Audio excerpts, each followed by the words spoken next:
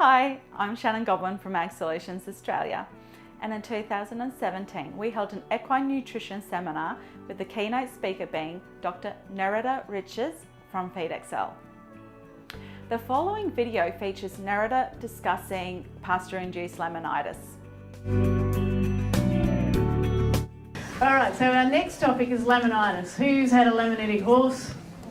Yeah, it's a big problem in Tamworth. I had all three of mine, not the summer just gone, but the summer before. We're all really laminitic, locked up in a round yard, and I am probably one person in the country that should know how to prevent your horse from getting laminitis. So we're just going to talk about pasture laminitis. There's a whole heap of different ways horses can get laminitis, but tonight we're going to focus on pasture laminitis. So it's most common in spring and autumn when pasture sugar and starch levels are high, but it can also occur in summer and it can occur in winter. It can occur any time when the conditions are right, but it is most common in spring and autumn. So most commonly occurs in horses with conditions that lead to insulin resistance. And to explain insulin resistance, I'm sure you've all heard of the hormone insulin. We've got it, and if you're a type 1 diabetic, you don't actually have the ability to produce insulin in your body. And if you're a type 2 diabetic, your body essentially becomes insulin resistant like these horses. So insulin's job, do you remember I was talking about starch? So remember starch was a whole bunch of glucose molecules joined together, and then it goes into the small intestine, and in the small intestine there's enzymes, the little pairs of scissors that chop that starch into glucose molecules, and then the horse absorbs that glucose from its small intestine into its bloodstream. Which is great because it's now digested the starch and getting the energy from the starch. But the problem is glucose is actually quite toxic floating around in the bloodstream.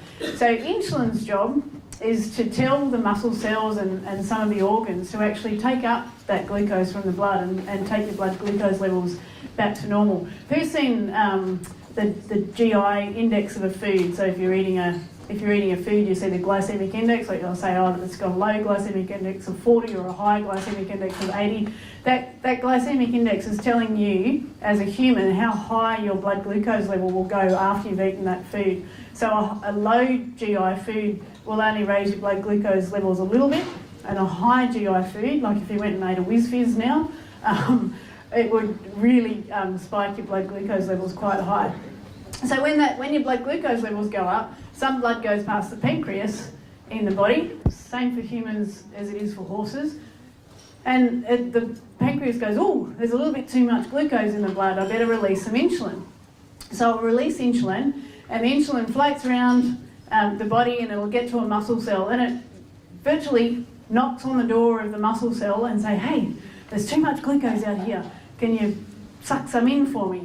And there's a little transporter that sits inside, so if you've got a cell, there's a little transporter called a GLUT4 transporter that actually moves up, it's kind of like science fiction stuff, moves up and sticks itself to the outside of the cell and goes and sucks glucose into the cell. It's really quite neat how it works. So in a normal person and a normal horse, you'll get this rise in blood glucose and you'll get a corresponding rise in blood insulin, and then the insulin does its job and the glucose levels will drop off, and as glucose levels drop off, the pancreas realises that there's not excess glucose anymore and it will stop producing insulin.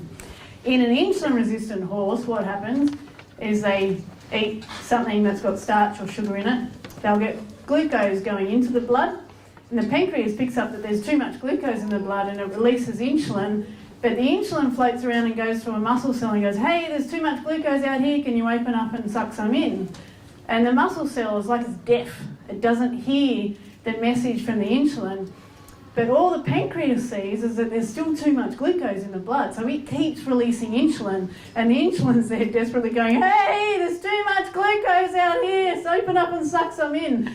And eventually you get these massive levels of glucose that eventually the message does get through, so the glucose will drop back down to normal levels, but to do it in an insulin-resistant horse, you can have 10, 20, 30, 40 times the amount of insulin that a normal horse will have. And it's the insulin that actually causes the laminitis. So that's what insulin resistance is. It's just when the muscle cells and other cells in a horse or a human's body don't actually hear the message from insulin saying you need to take up some glucose for me.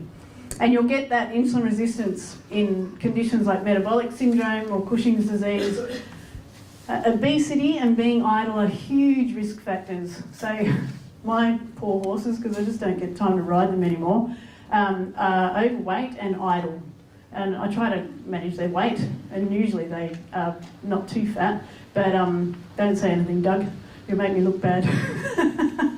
But they are, I mean, they're overweight and they're idle. If they were fit and in work, they wouldn't be anywhere near the risk of laminitis that they are. And all the people that said that they've had a horse with laminitis, of those horses, how many of them were overweight and not in work at the time of getting laminitis?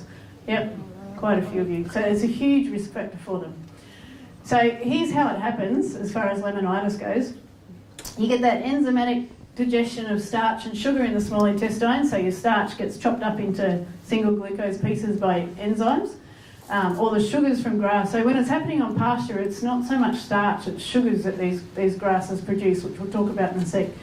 You get small intestinal glucose absorption, and then you get that excessive release of insulin from the pancreas because the muscle cells aren't hearing the message from the pancreas, and the insulin damages the lamella. So at the University of Queensland, a lot of research and a lot of groundbreaking research in laminitis has actually been done in Australia, which is pretty amazing given the size of our country and the budget that our researchers have. But the University of Queensland has some really amazing academics, and one of the last studies that they did was get ponies that had no previous history of laminitis, and also standardbreds that also had no previous history of laminitis and typically aren't very prone to laminitis, not like a pony would be. And they infused insulin into these animals to artificially create a scenario where they had raised levels of insulin, and every single one of them got laminitis, which sounds horrible, and it's not nice research to do, but you think about, for those however many animals it was, we're now saving so many horses from laminitis because we understand it's this mechanism of insulin resistance that's causing it.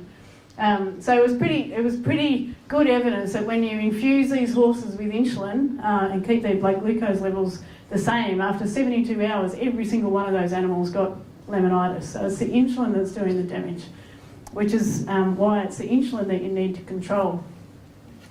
There is still much we don't understand. We don't know why insulin does the damage. They're still trying to figure that out. But we're pretty sure that if you can keep insulin down, then you can prevent a lot of laminitis.